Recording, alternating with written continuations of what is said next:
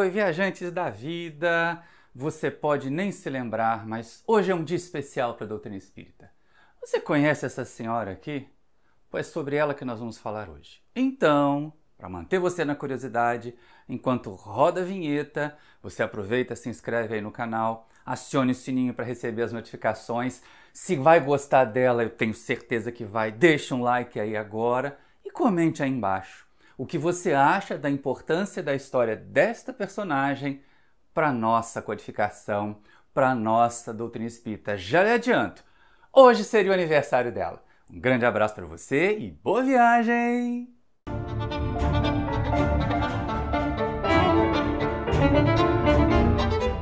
Queridos irmãos, queridas irmãs da família espírita, e você também que não é espírita, mas tem interesse nesse assunto, vamos com Jesus aprender nos bons exemplos de algumas pessoas importantes, caminhos que nós podemos imitar para chegar também ao ponto de luz.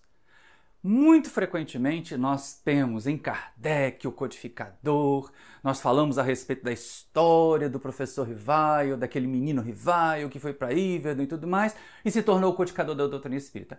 Mas ele não fez isso sozinho, minha gente.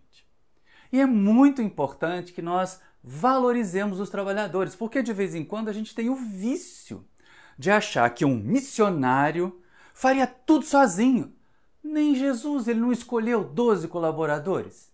Ele não foi buscar lá outros companheiros para trabalhar com ele, não foi ampliando esse colégio apostolar. Jesus não conta conosco até hoje, porque nós é que somos as mãos, os pés, a voz material, das quais ele pode se servir se nós quisermos cooperar com ele. Pois bem, com Kardec não foi diferente. E aparece na história da codificação, aparece na história do Espiritismo, um personagem maravilhoso. Como vocês viram na nossa abertura, esta senhorinha que aparece aqui já com cabelo branco, que não foi sempre assim, é claro, né? Já foi mais jovem, já foi muito jovial e tem muito a ver com a história do codificador. Mas, lá no livro Cartas e Crônicas, que são histórias, ou como o nosso amigo Jorge Alahá costuma achar, são midrashes, né? São ideias, contos do mundo espiritual, que a gente não tem nenhum texto histórico para comprovar, mas que Humberto de Campos, se assinando já irmão X, foi lá e traz para nós, com aquela sua linguagem cheia de poesia, com aquela sua linguagem encantadora. E no livro Cartas e Crônicas, tem um capítulo chamado Kardec e Napoleão, em que pese o erro de data, porque o último ano do século XVIII foi 1800, não foi 1799, mas Humberto de Campos diz lá que no dia 31 de dezembro de 1799, leia-se 1800, houve uma reunião no mundo espiritual, próxima da Terra, próxima da Europa, do continente europeu, para trabalhar, para planejar o advento do Espiritismo.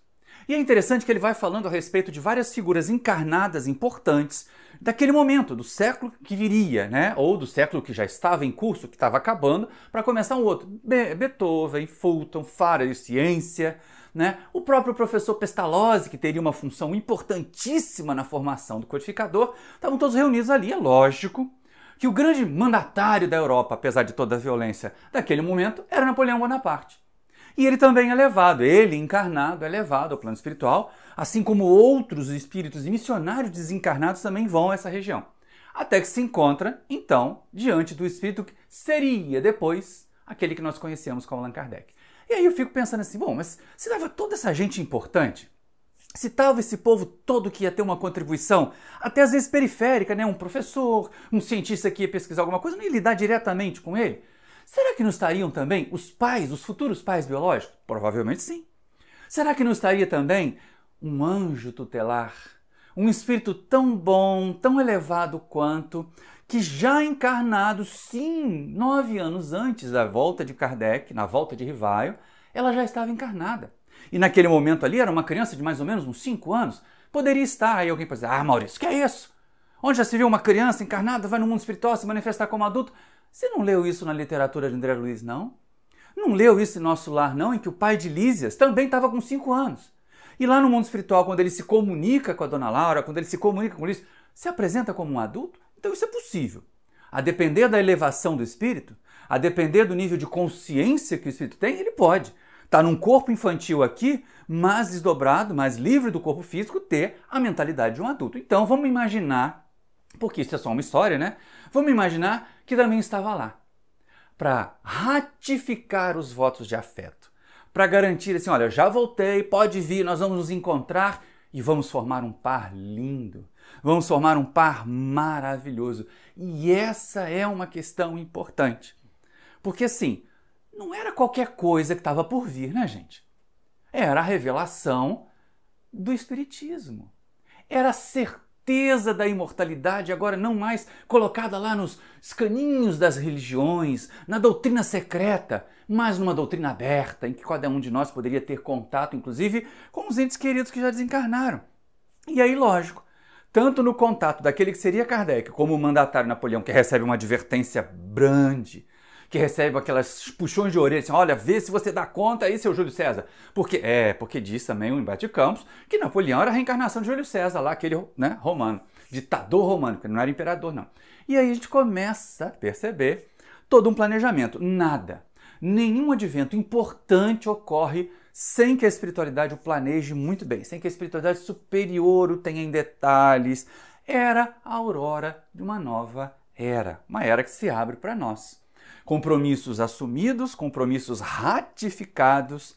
E aí, lógico, né? Kardec aparece como codificador, aquele espírito luminoso, que ainda não tinha esse nome naquela época, e ela, que já devia estar encarnada, mas que deve ter ido lá também, aparece para dizer, vem confiante que a gente vai trabalhar. E a gente vai trabalhar muito em todas as áreas. Essa é que é a parte mais importante, porque também a gente costuma julgar equivocadamente que os missionários vêm só para sua missão e já vem prontinho, não precisa ter trabalho nenhum. Não é bem assim, mas isso vai estar num outro estudo em que a gente trata do percurso entre Rivail a Kardec. Aqui nós vamos tratar de Amélie Gabrielle Boudet, esse espírito luminoso que esteve ao lado do codificador e, o mais importante, que permaneceu depois da passagem dele para garantir, gente, a continuidade das obras do seu marido. Ah, como é interessante a gente pensar nisso.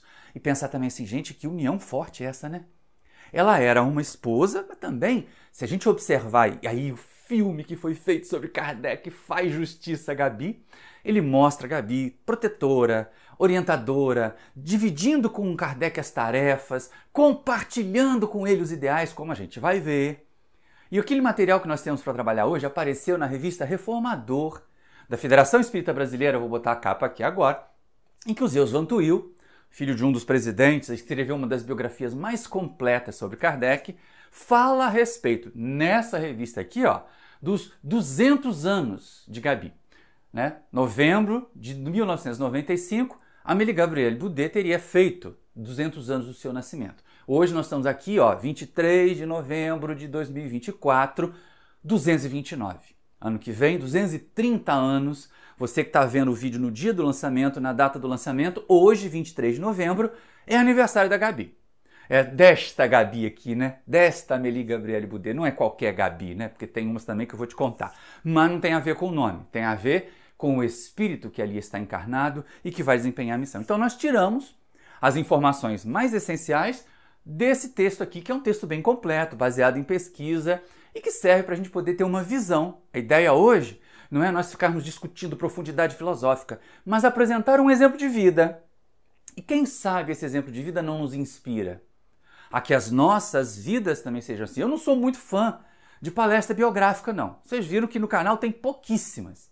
Mas, algumas vezes, estudar a biografia de alguém, conhecer a biografia de um grande missionário, pode nos inspirar. E o meu desejo hoje, nesse 23 de novembro de 2024, é que você se inspire, seja homem ou mulher, qualquer que seja a sua experiência, que você se inspire em Gabi.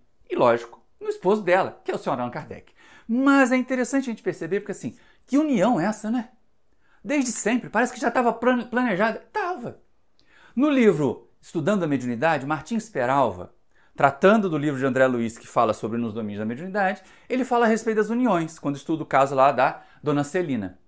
E aí nós vemos uma escala de uniões, de casamentos, né? Desde os acidentais, vamos de baixo para cima, né? Os acidentais, os mais rasteiros, os provacionais, aqueles em que os dois são complicados e precisam se reajustar, os sacrificiais, em que já tem um melhorzinho que o outro e que aceita acolher para ver se ajuda a progredir, os casamentos felizes, aqueles das uniões, né, de afinidades, casamentos afins, e tem os casamentos sublimados, as uniões transcendentais, aquelas que estão acima da proposta de apenas gerar uma família material, de apenas administrar uma família material. O caso de Amélie Boudet e de Kardec é esse. É uma união transcendental. Tanto que, assim, do ponto de vista material, nenhuma pesquisa indica que eles tiveram filhos biológicos. Mas quem de nós que se beneficia com a doutrina espírita, quem de nós que ao ler o Livro dos Espíritos, ao ler a Revista Espírita, ao ler o Livro dos Médiuns, o Evangelho segundo o Espiritismo, não encontra ali o afeto de Gabi, o carinho de Kardec, chegando aos nossos corações como um pai e uma mãe a dizer, olha, aqui está aqui a instrução para você ser feliz. Está aqui a orientação para você conquistar paz. Então é como se eles fossem mais ou menos pai e mãe dessa falange de espíritas e de espíritos que vem se beneficiando com as obras da codificação. É tudo que se espera. E é exatamente por aí que a gente pensa.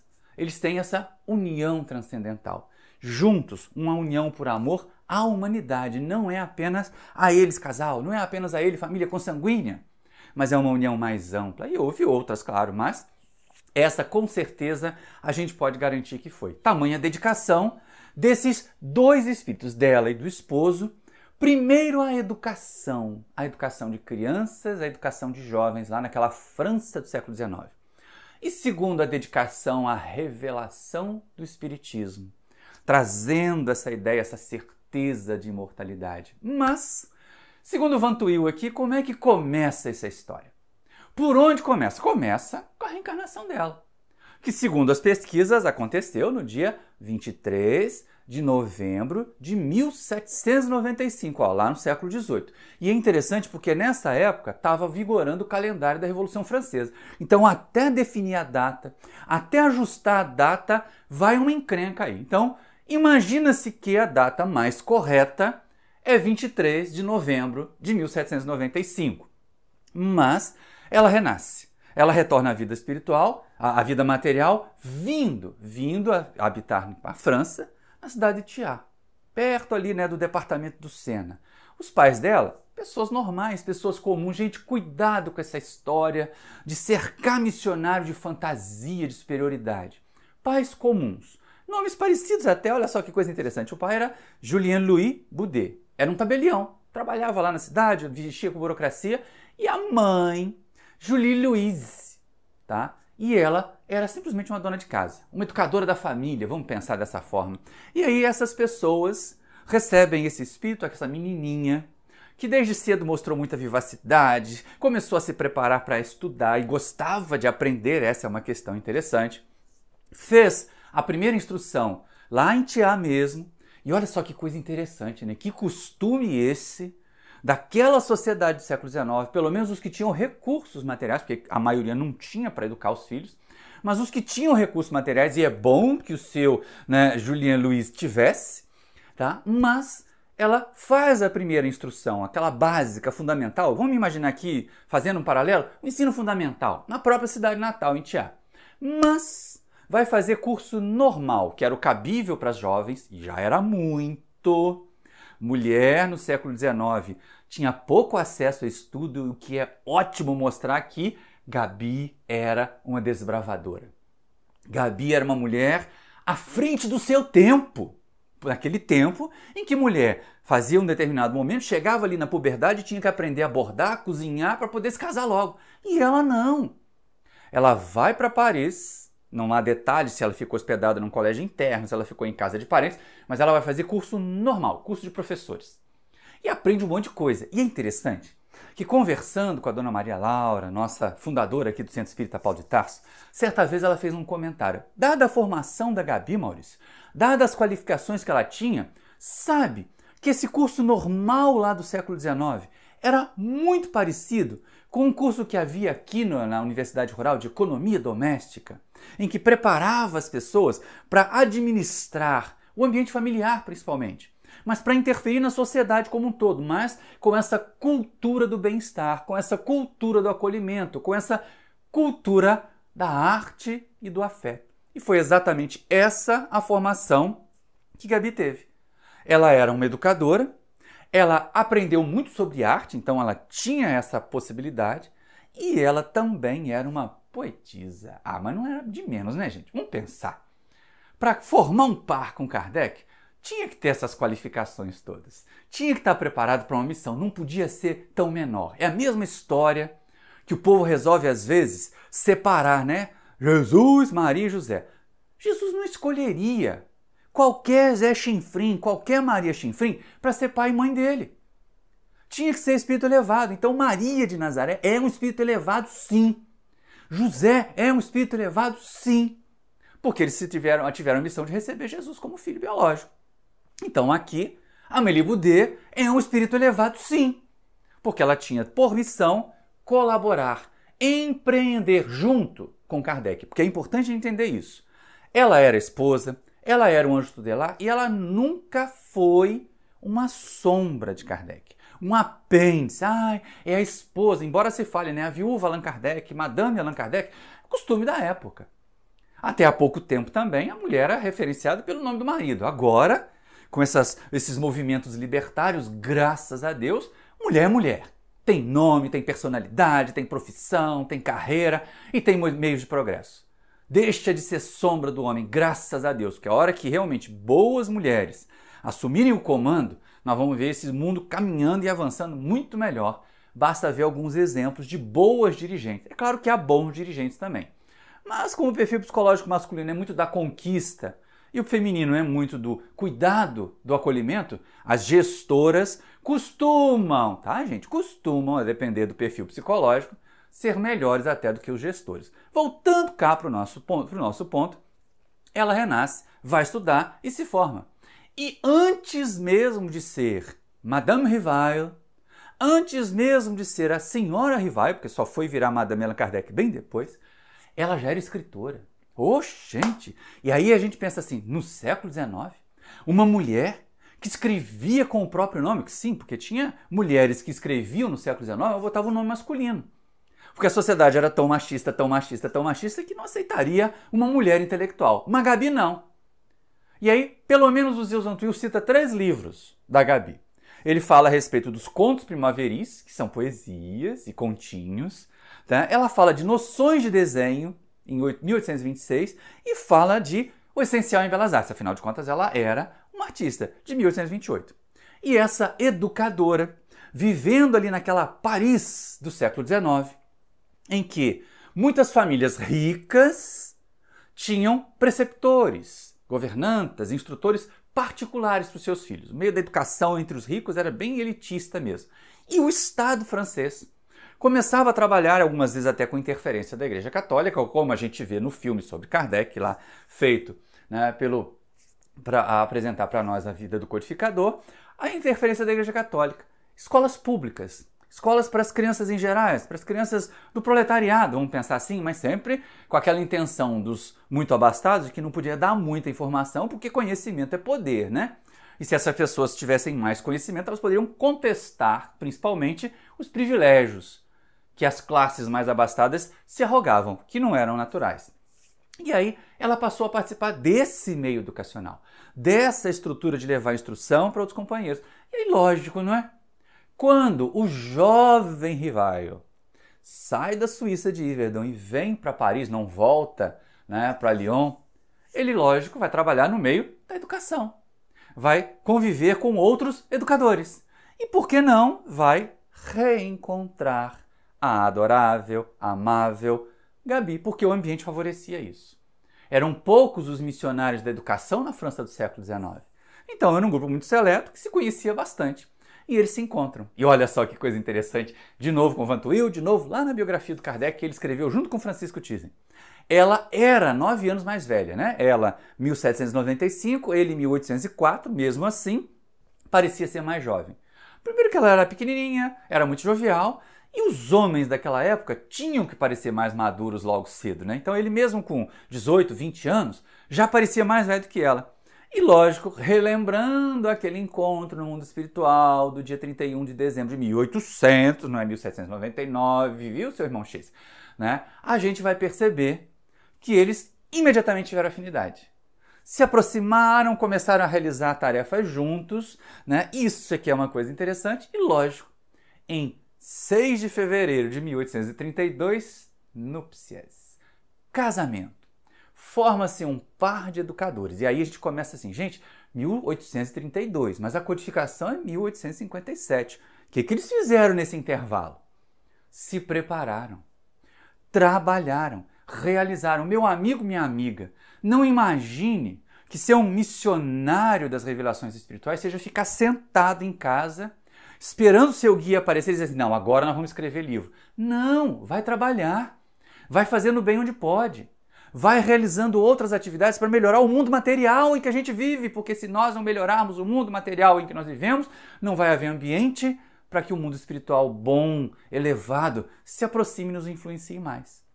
Nós, aqui hoje, temos que cuidar do nosso planeta, temos que cuidar da nossa natureza, temos que cuidar das nossas crianças, temos que educar melhor as nossas crianças, porque elas estão ficando mimadas, elas não aprendem a ouvir não.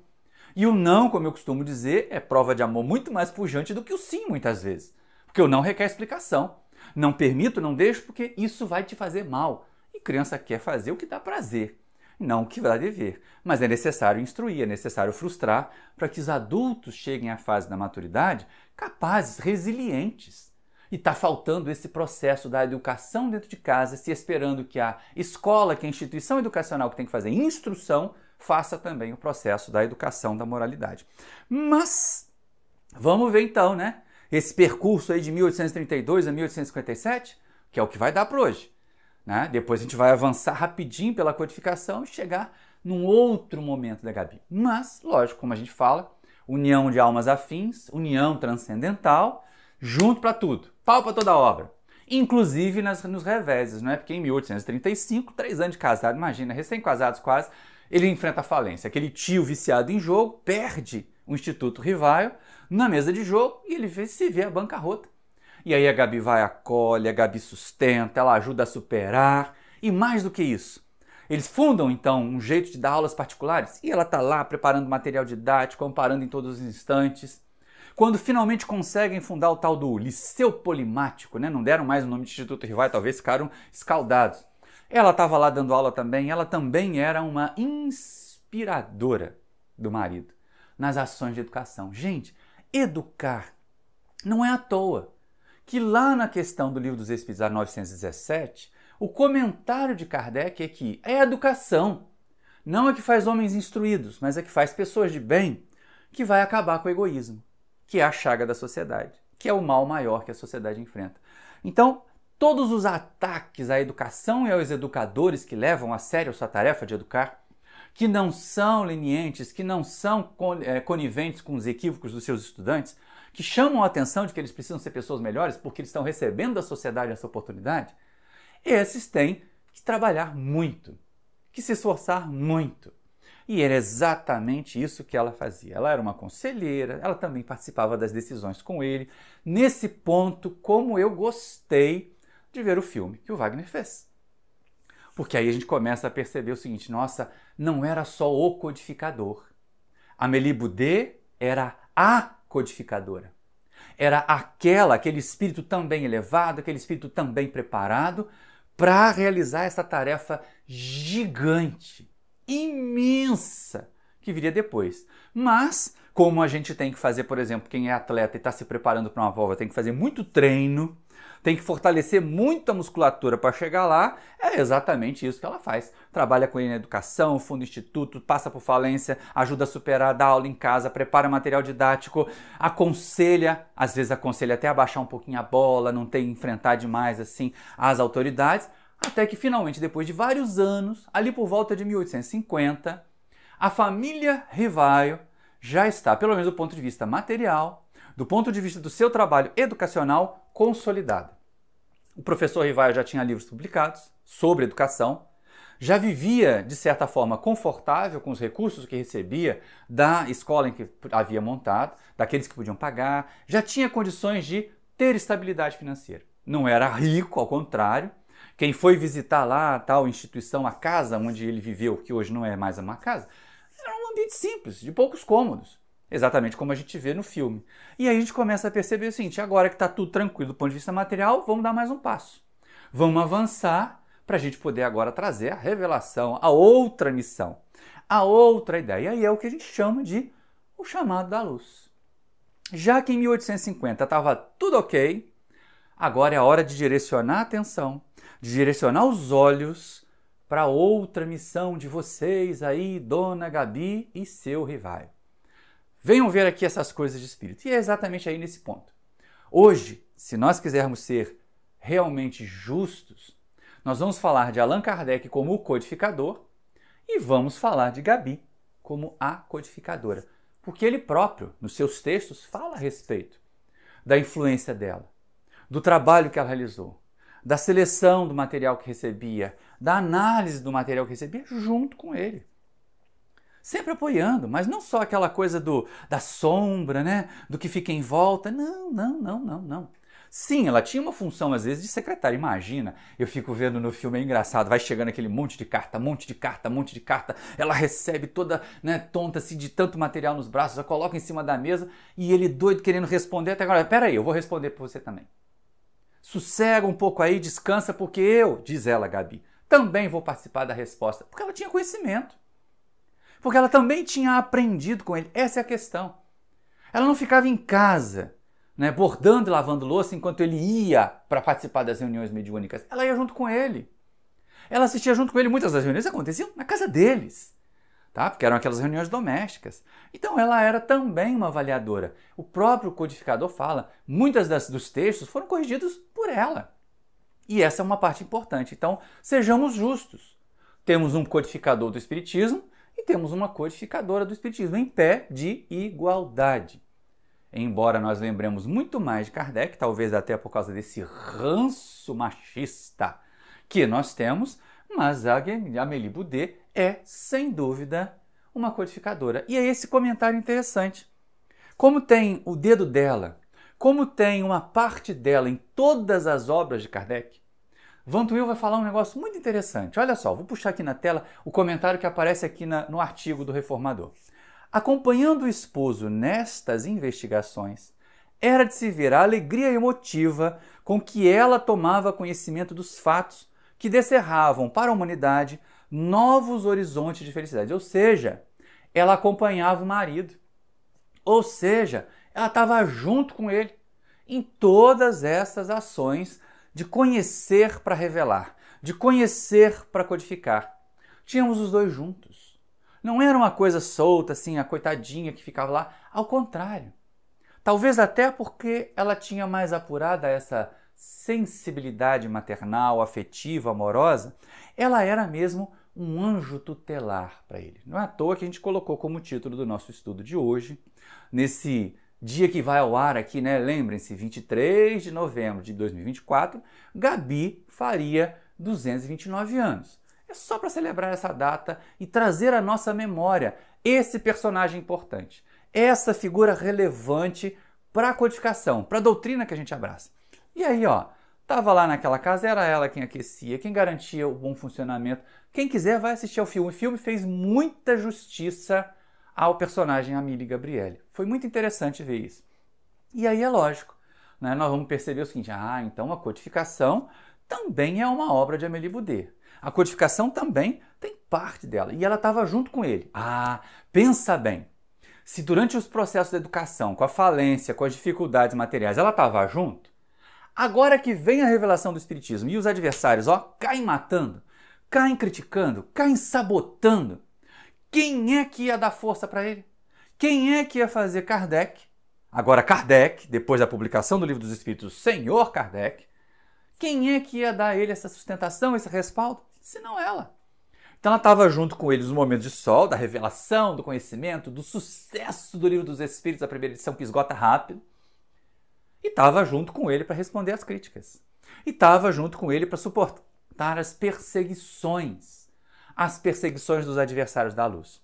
E também estava junto com ele cuidando da correspondência, né? Imagina, hoje a gente tem WhatsApp, tem e-mail, tem comunicação eletrônica, tem, né, ligação de vídeo em tempo real, dá para os cientistas trabalharem um monte de conhecimento. Na época deles, alguém recebia uma carta, né? Ou eles recebiam uma carta, olha, na cidade tal tem uma médium tal que produz tal fenômeno. Uma carta, que levou uns 3 meses para chegar.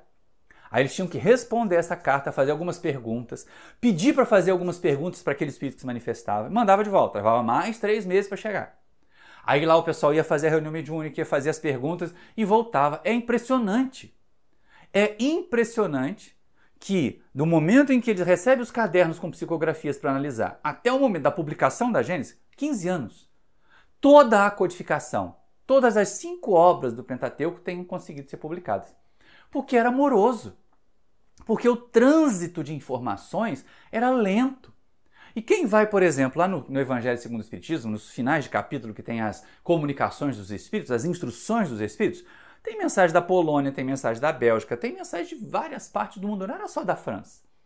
E lembrando que correio naquela época era mais precário do que é hoje. Se você fica importunado aí que os correios, que as transportadoras demoram para entregar suas encomendas das compras feitas pela internet, imagina na época de Kardec.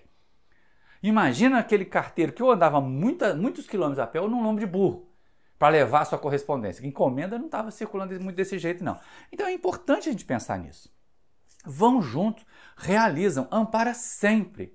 E o mais importante, o início da preparação, que foi ali mais ou menos em 1854, quando chegam os cadernos para ele ler, até a desencarnação em 1869, 15 anos nesse trabalho ali arduíssimo para fazer a codificação ser consolidada para nós, ela esteve ao lado dele. Só que em 31 de março de 1869, ele retorna ao mundo espiritual. E ela fica. E fica ainda mais 14 anos, como nós vamos ver. E aí a gente começa a perceber o seguinte, que missionária. Que mulher memorável agora. Porque assim, imagina na França do século XIX, uma mulher ficar viúva. Tudo bem, ela já tinha uma situação financeira tranquila, ele já havia deixado, né, tranquila, mas era sempre um risco não ter quem cuidasse, não ter um homem para proteger, que a sociedade era muito machista. E ela ficou assim. Sim, sentiu, sofreu a viuvez, sentiu a partida do marido, mas se manteve perseverante, até porque para colocar em prática, né? Até porque para mostrar, para demonstrar, olha, a doutrina espírita me mostra que o amor é imortal. Então essa pessoa que ela amou, que partiu, que deixou uma obra tão memorável, merece ser lembrada, merece ser cultivada, e essa é uma questão que nós podemos aplicar para nós. Os seres que nós amamos, o amor verdadeiro é imortal. Então, se você está passando aí pelo momento do luto, como eu falei para um aluno recentemente, se você está passando pelo momento do luto, de uma pessoa muito querida, achando que você nunca mais vai vê-la, feche os olhos. Pense num momento muito feliz que você viveu com ela e você vai ver que ela vai estar aí, ó, juntinho de você, viva na sua memória. Então, Amélie Boudet fez exatamente isso. Ele continua vivo nas suas obras, ele continua vivo no nosso trabalho, ele continua vivo na nossa memória, no nosso afeto. E vamos trabalhar para que a obra dele, porque ela imaginava assim, era a obra deles, para que a obra dele não seja esquecida. E aí o que ela faz? Ela podia aproveitar-se disso. Tem tanto herdeiro que faz assim, né? Você tem um trabalhador que se dedica, que constrói um patrimônio, aí vem os herdeiros tentam dilapidar tudo para não ter que trabalhar. Ela não. Todos os recursos que vinham eram para a manutenção da obra. Então, o tempo todo, Gabi estava pensando em como é que essa obra vai continuar, como é que essa divulgação vai continuar. Ela era a proprietária legal de tudo. Eles não tinham filhos. Tudo que saiu em nome do marido era legalmente dela. Podia viver de renda da venda dos livros. Mas não. A venda dos livros era para continuação das obras, era para manutenção. Então cria ali primeiro um tal do Caixa Geral do Espiritismo, com os recursos das obras. Depois vão chegando os ajudantes, é lógico, né? Ela mostra esse desprendimento, vive com menos conforto, vive com menos, né, floreios, mas pelo menos a obra estava ali, a obra deles. Vamos fazer sempre assim, não é a obra de Allan Kardec, é a obra dele, Gabi e dele, Allan Kardec. Continuasse, garantindo essa continuação por amor, por certeza de que valia a pena. E é exatamente isso. Né? Quando Allan Kardec desencarna, e aí tem um comentário interessante aqui do Vantuil, né? Ela começa a gerir as coisas. E ele fala o seguinte para nós. Madame Allan Kardec, pelo espaço de quase 40 anos, foi a companheira, a amante fiel do seu marido. e com os seus atos e suas palavras, sempre o ajudou em tudo quanto ele empreendeu de digno e de bom. Por isso ela teve força para continuar. Porque ela sabia o que tinha que fazer. Ela não era uma criatura que de repente caiu de paraquedas na mão dela, uma herança. Não. Ela era parte dessa construção e ela foi cuidando das obras, supervisionando tudo de perto, lembrando que ficou a Revista Espírita para ser publicada. Ainda tinha alguns textos que o Kardec deixou não publicados, que a gente tem que ter um cuidado danado. O livro Obras Póstumas não é parte da codificação, não tem a chancela de Kardec, foi escrito depois de textos que eles acharam. E alguns ali a gente fica assim, mas será que ele teria coragem de publicar isso mesmo? Segura aí o trem, tá? Para a gente seguir, aquilo que Kardec publicou são as obras do Pentateuco, o Livro dos Espíritos, o Livro dos Médiuns, o Evangelho segundo o Espiritismo, o Céu, o Inferno e a Gênesis. Esse a gente sabe que tem ali o dedo Kardec e da Amélie Boudet.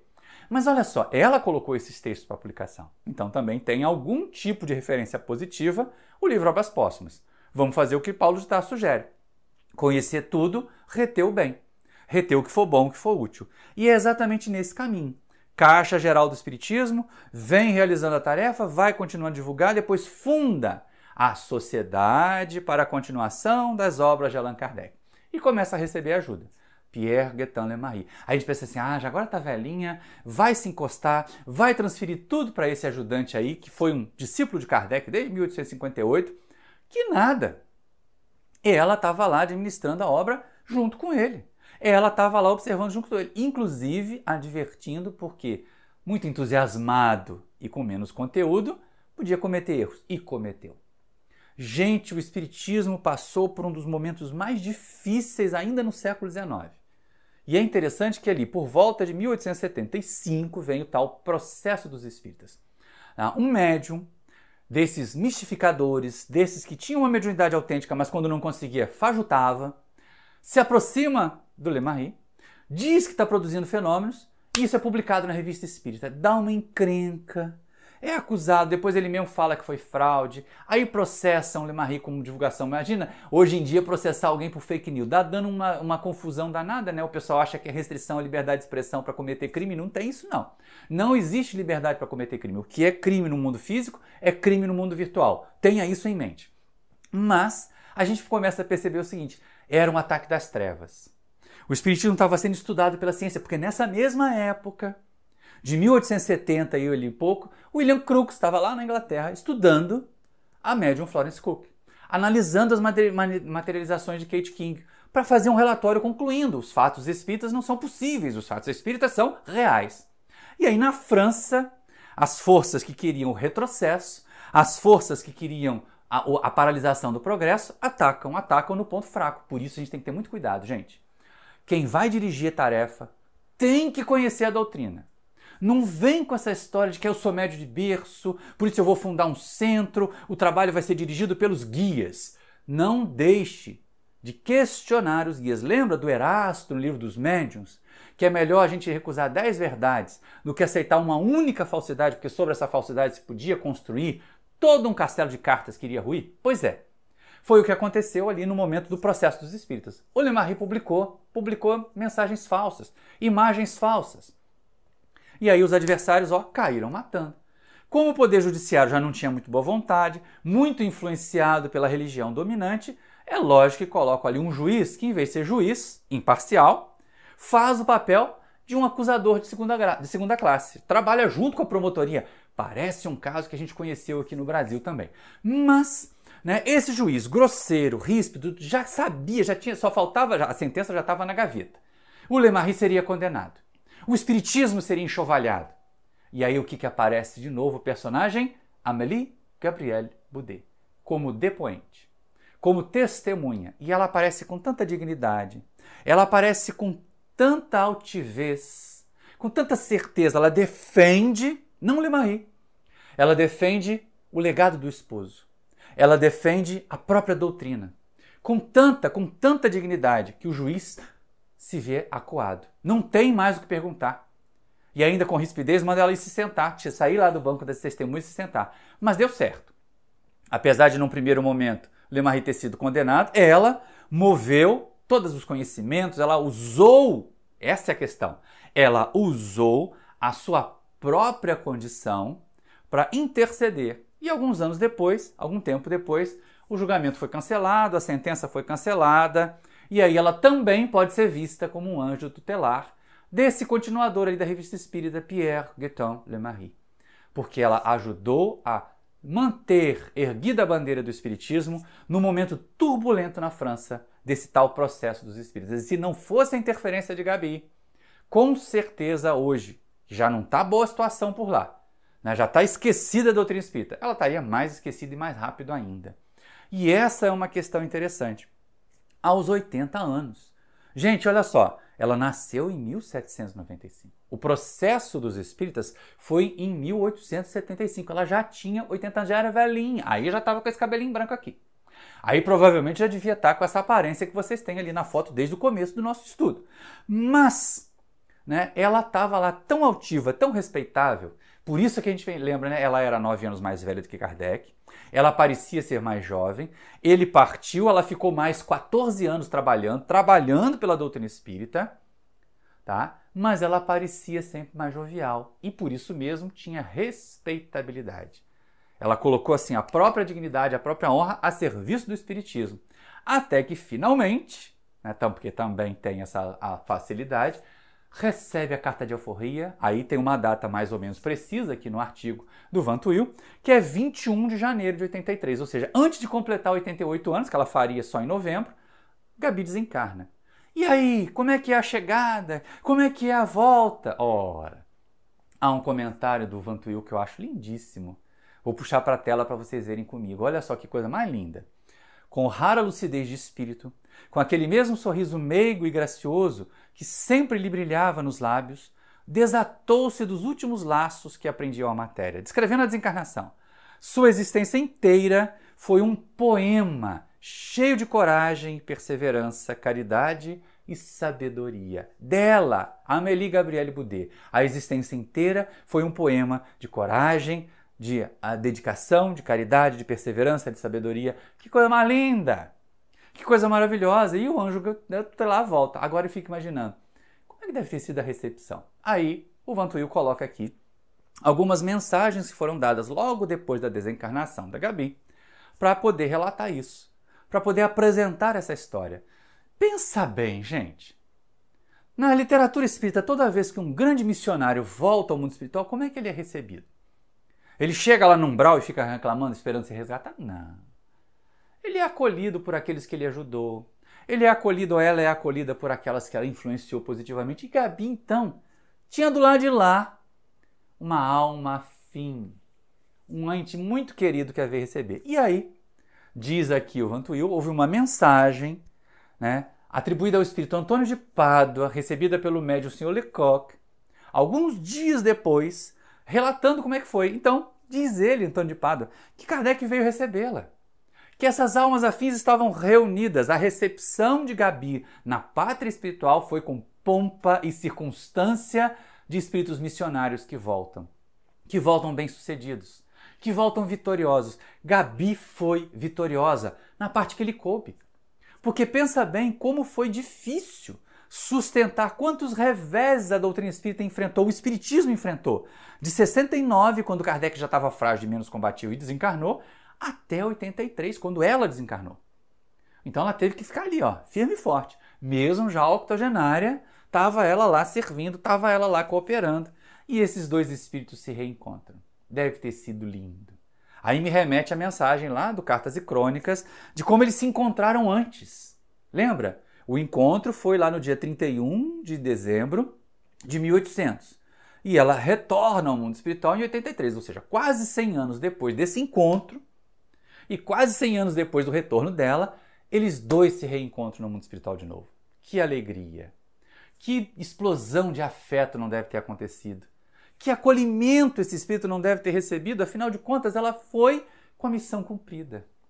Todo o projeto, todo o planejamento foi cumprido. E os dois missionários, Amélie Boudet, missionária, se encontra com Allan Kardec, missionário. Realizaram uma tarefa belíssima.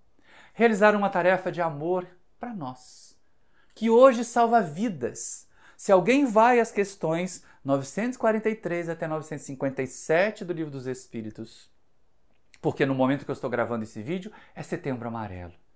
vai ver quantas instruções importantes para que nós não nos permitamos iludir pelo erro do suicídio. Obras que salvam vidas, quando ela mostra que aquela pessoa querida, que aquele ser amado, que nós não vimos mais materialmente, continua vivendo, continua nos amando. Que coisa mais magnífica! Essa é a parte bela. Por isso eu trouxe essa biografia, porque assim, é uma história que a gente pode pensar em imitar. É uma dedicação, é um trabalho no bem, porque a vida de Amélie Boudet, a vida de Allan Kardec são um verdadeiro cântico de amor entre eles e um verdadeiro cântico de amor, de imortalidade. A certeza de que nós não morremos. A certeza de que nós não acabamos. Ai, Maurício, mas você está muito fanista. Você está falando como se ela fosse um anjinho de asa. Não, eu não estou falando como se ela fosse um anjinho. Apesar do título Amélie Boudet, o anjo tutelar, não estou dizendo que ela é espírito puro, que ela está lá na primeira categoria. Não. Mas muitas vezes nós não precisamos de um espírito puro para ser o nosso anjo da guarda aqui na Terra. Precisamos de bons exemplos, de boas inspirações, de um pai firme, de uma mãe firme, de algum exemplo, de um professor que seja referência na nossa existência. É disso que nós precisamos. Pessoas comuns, que fazem coisas extraordinárias. E é exatamente isso. Gabi foi uma pessoa comum do seu tempo, que fez coisas extraordinárias. Allan Kardec foi uma pessoa comum do seu tempo, que fez coisas extraordinárias. E nós podemos ser pessoas comuns e fazer coisas extraordinárias. Por isso é tão bom lembrar desses dois espíritas, assim como é bom lembrar de Chico Xavier, de Ivone Pereira e de tantos outros que já desencarnaram, que já deixaram suas marcas de luz. Não porque eles vão ser nossos mitos, não porque nós vamos fazer orações para eles como se eles tivessem virado santos do Espiritismo. Não há santos no Espiritismo. Mas eles são bons exemplos que nós podemos seguir. E é um tributo de amor a esses espíritos lembrar da história deles. Nós não podemos falar do codificador Allan Kardec sem lembrar com muito amor, sem lembrar com muito carinho a codificadora Amélie Boudet. Sim, a codificadora do Espiritismo existe. Aqui está ela. Se você, meu amigo e minha amiga, não conhecia ainda essa história, fica o nosso legado. Eu sei que é uma palestra biográfica, em que a gente focou muito na história. Eu não estou tentando aqui transformá-la numa santa do Espiritismo, mas é um bom exemplo a ser seguido, não é? É uma criatura que se dedicou a causas maiores do que ela mesma, que venceu o egoísmo sem fazer força, porque já era um espírito superior. E é tão interessante isso, que o Zeus Van Tuyl, aqui no texto que ele coloca, no artigo do Reformador, traz, né, um texto, uma mensagem, uma frase, de um autor chamado Hubert Forestier, sobre Amélie. Olha só que coisa interessante. De igual grandeza de alma, a esposa foi digna do esposo. Ela também prestou relevantes serviços à causa espírita, a causa que objetiva é levar o homem acima das torpezas, das vaidades e das misérias. Então é importante a gente ver aqui, no que ficou aqui embaixo, pequenininho, que ela também, reconhecimento desse Forestier e de todos nós, que ela também realizou trabalho pela causa espírita, que ela também tem relevância. E aí, lógico, agora finalizando a nossa tarefa, reconhecendo a grandeza desse espírito, por que não dizer que bom que nós tivemos uma Gabi ao lado de um Allan Kardec? Que bom que essa mulher ajudou aquele homem que tinha a tarefa da codificação a perceber a importância da mulher. Vá lá no Livro dos Espíritos, na Lei de Igualdade, na terceira parte. E você vai ver que trabalho magnífico de reconhecer a igualdade da mulher na sociedade. E mais, nas sociedades em que a mulher é destacada, nas sociedades em que a mulher é reconhecida como importante, a sociedade floresce. Naquelas sociedades em que ela é submetida ao orgulho, à vaidade dos homens, costumam ser sociedades brutais, costumam ser sociedades atrasadas, física e moralmente. Olhemos o nosso mundo, observemos alguns países em que a mulher é colocada como elemento de segunda classe. E diga se ali não é um país ainda atrasado, se não é um país ainda muito violento. Então viva a Gabi. Viva a influência que ela teve na codificação. O espírito bem-aventurado, amiga querida de todos nós. De certa maneira, junto com o esposo, mãe espiritual, que nos influencia até hoje. Que lembrança feliz do trabalho que ela realizou. Que lembrança feliz hoje. Você, como eu disse, que está assistindo ao lançamento desse vídeo no dia do lançamento, 23 de novembro de 2024, seria o aniversário de 229 anos da querida Gabi, a quem nós só temos que agradecer, a quem nós só temos que dizer assim, que bom que você pintou de luz o caminho para que Kardec pudesse realizar a obra de iluminação das almas da Terra. Que bom que você seguiu junto dele, ao lado dele, e construiu esse roteiro de vida para que nós possamos seguir com mais segurança. Que bom que vocês, Amélie Gabrielle Boudet, Hippolyte Léon Denis Arrivaio, que nós conhecemos como Kardec, passaram pela Terra, tiveram coragem de enfrentar as adversidades, de enfrentar os desafios materiais e depois enfrentar os desafios morais, para nos deixar o legado da doutrina espírita, que enche as nossas almas, que enche os nossos seres de esperança. Bastaria que o Espiritismo transformasse um único indivíduo, diz Kardec, e já teria cumprido a sua missão. E nós que estamos aqui reunidos, você que me escuta, você que me vê, qualquer que seja o momento, também tem se beneficiado, tem se tornado uma pessoa melhor. E o Espiritismo vai se infiltrando nos conceitos da sociedade. Vamos trabalhar mais por ele. Como um legado, como um voto de gratidão, como uma maneira de nós homenagearmos. Não basta nós botarmos bustos, colocarmos fotos. É importante nós seguirmos os exemplos. Você está disposto, meu amigo? Você está disposta, minha amiga, a seguir os exemplos de Gabi? A seguir os exemplos de Kardec? Que realizaram uma grande missão na Terra por amor. E é o amor que cobre a multidão dos erros, segundo Pedro na sua epístola. E é o amor, o ensinamento mais abundante de Jesus nos textos dos 4 evangelhos, que vai fazer de nós criaturas mais felizes. E vai ser na vivência do amor, tendo esses espíritos como modelos, como exemplos, para seguir, que nós vamos encontrar verdadeira paz, verdadeira felicidade. Muito obrigado pela sua atenção, um grande abraço e até o próximo estudo.